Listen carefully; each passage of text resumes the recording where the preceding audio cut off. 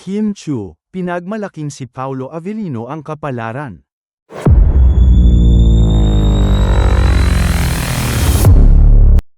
Grabe ang kilig na dala ni Kim Chu, Paolo Avellino sa content na Love Reading with Kim Pao. Siyempre, part yun ng promo ng pelikula nilang My Love Will Make You Disappear, ha? Ang eksena kasi, binabasa nila ang laman ng mga fortune cookie, ng mga magiging kapalaran ng mga pinanganak sa kung ano-anong taon. Pero sa simula pa lang, kikiligin ka na talaga, ha? Kasi nga, panay ang bungis-ngis ni Kim sa tabi ni Paolo. Hindi lang ito basta-basta fortune cookies. Dito mo talaga malalaman ang kapalaran mo. Baka mahanap kita dito. Ha ha ha ha. Sabi ni Kim kay Paolo, na parang sinasabi nga na si Paolo ang kapalaran niya, ha? Siyempre, sangkatutak na agad ang mensahe para sa dalawa. Nakakakilig naman yarn. Kim Pao is the best. Kim Pao lang sapat na. Baliw na yata ako sa Kim Pao. Nakangiti lang ako habang pinanunood sila. Grabe ang mag-lovers na ito, bagay na bagay sila. Sobrang bagay sila, grabe.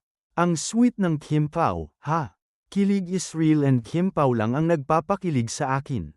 Well, abangan ang magiging kapalaran ng My Love Will Make You Disappear, sa March 26 sa mga sinehan. Samantala, kahit Chinese New Year, walang ligtas si Kim Chu sa pang-aalaska ng kanyang kaibigang si Mimeyua.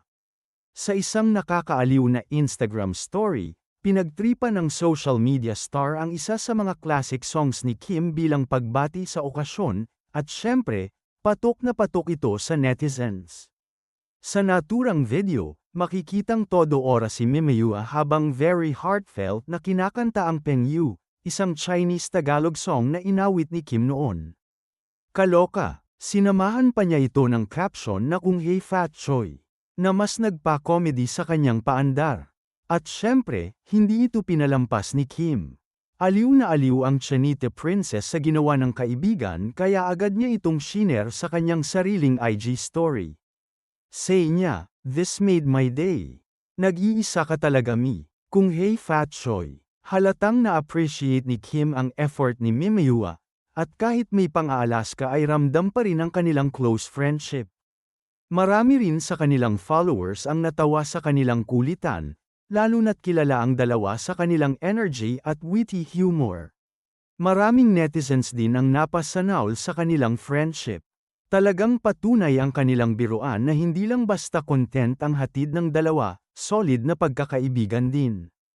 Ano na naman kaya ang susunod na kabaliwan ni Mimeyua? Abangan natin yan.